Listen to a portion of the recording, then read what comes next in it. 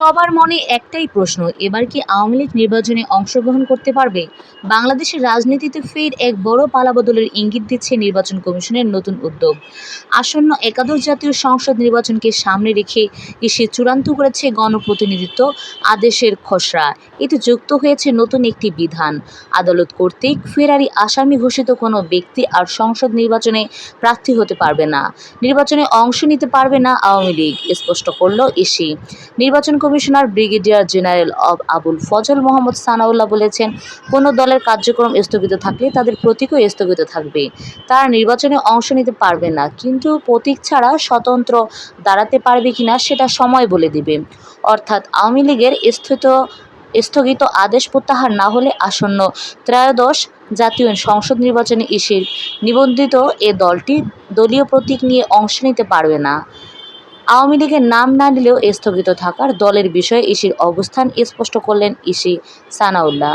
বুধবার ৩ সেপ্টেম্বর নির্বাচন ভবনে গণপ্রতিনিধিত্ব আদেশ আরপিও সংশোধন নিয়ে সাংবাদিকদের এ কথা বলেন আবুল ফজল মোহাম্মদ সানাউল্লাহ।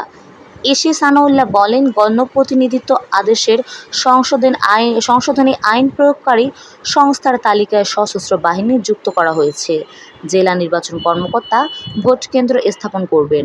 এছাড়া আদালত কর্তৃক যারা ফেরারি হবেন তারা নির্বাচনে অংশ নিতে পারবেন না। লাভজনক পদে যারা আছেন বলে গণ্য হবেন এবং যারা সরকারি ৫০% বা তার বেশি শেয়ার আছে এমন প্রতিষ্ঠানে কাজ করলে তারা অংশ নিতে পারবেন না। এছাড়া হলফনামায় তথ্য গোপন বা মিথ্যা তথ্য দিলে ইসি পরে ব্যবস্থা নিতে পারবে এবং সেই ব্যক্তি সংসদ সদস্য পদ হারাবেন।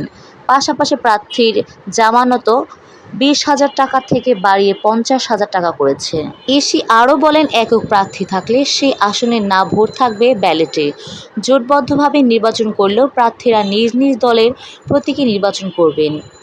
ইভিএম সংক্রান্ত সব বিধান বাতিল করা হয়েছে। এছাড়া মিডিয়ার ব্যক্তিরা ভোট গণনায় থাকতে পারবেন। পাশাপাশি নির্বাচনী পোস্টার বাতিল করা হয়েছে।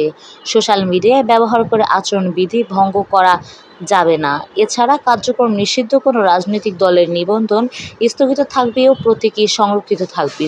ভোট শব্দ কিছু স্থানে ছিল, এগুলো নির্বাচন করা হয়েছে।